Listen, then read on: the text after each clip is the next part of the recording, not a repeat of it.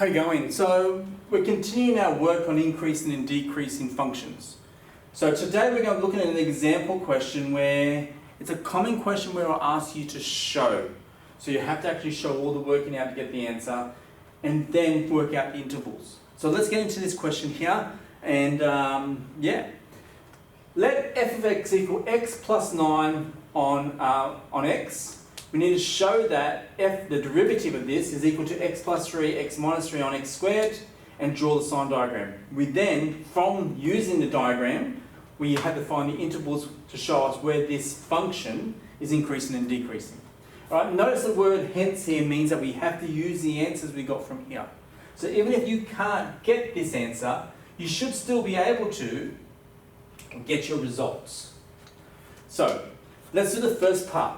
Let's do A. So we need to show that we can get this derivative. Well, before we can differentiate, we have to get rid of any fractions. So let's rewrite this as x plus 9x to the negative 1. Okay, now we've got to this point where we can actually start differentiating. So if we start differentiating this, we get 1 minus 9x to the negative 2, which we can rewrite it as 9 over x squared. Alright, kind of does not look like this at this point. So this here is where we have to remember our fraction rules. So if I want to be able to subtract these two, I have to have a common denominator. So the one way I can do this is I can multiply this side by x squared. So what that will give me then is that will give me x squared minus 9 over x squared. Okay? And now I've got a possibility to be able to solve this. I know that this here is a difference of two squares. And when I expand this out, I should get this answer. So we can then say, therefore, this gives me x plus 3, x minus 3, all over x squared. And I have solved that first part of the equation. So I've done what it's asked me to do in terms of finding this point. But now I need to find that sign diagram of this. And I've got 3 points. Now what I do know here is that I can equate each of these points to 0. And I'd also have to equate this to 0, which means I'm going to get an asymptote here. Alright, so let's sketch up. We'll make a nice straight line this time. Nice big straight line, just so that way I can get everything on there. If we come to this here, we know that we're going to get x plus 3 equals 0, x minus 3 equals 0, x squared is equal to 0.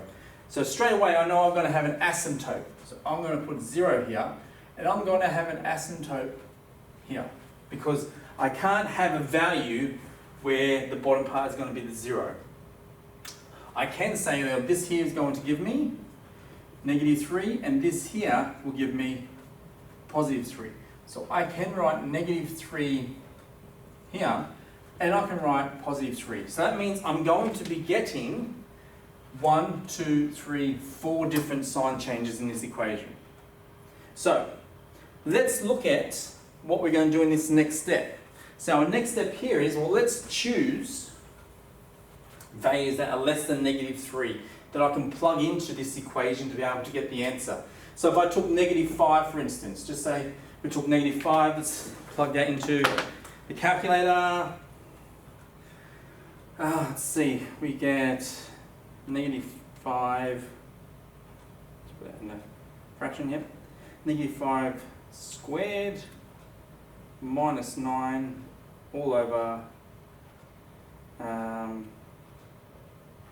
negative 5 squared. And we get a positive answer. Where's my thing? Red. I want red, red, red. We get a positive answer here.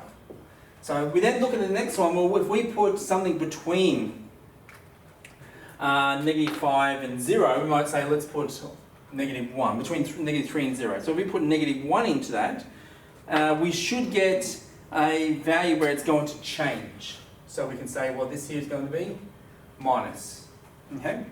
We then look at the next one. Let's put in 1 and then 5 again. So if it was positive 1, we're going to get another negative. Okay? And the reason why is we're dealing with a square up here. Alright, so if you're not sure, let's plug that in. Let's plug 1 in. So we'll get fraction again. What's that? 1 squared minus 9 over 1 squared. Oh. I do get that negative, okay? And then the last thing that we do in this case here is we do positive, or we put positive 5 in there, and we should get a positive again. So we've got our sign diagram in terms of what's happening in this graph. So it looks like it's increasing here, increasing it, then it decreases, continues to decrease, and comes up again. So we could have something that kind of looks like this. I mean, that's probably not going to be like that, more likely, okay? But we're not worrying about the graph at the moment. We're just looking at what the sign diagram looks like. So now we've done part 1, let's now do part 2. All right, so part 2 is now saying, well, use your diagram, which I've got rid of right here, which was -3. Right, use your sign diagram now to write the intervals. So we can say that, where is this increasing? And where is this decreasing? Alright, so this is where we have to be careful. It's increasing when x is less than or equal to -3, and it's increasing when x is greater than or equal to 3. We then say, when we're talking about decreasing, it's decreasing when between -3 is less than or equal to x and less than or equal to 3.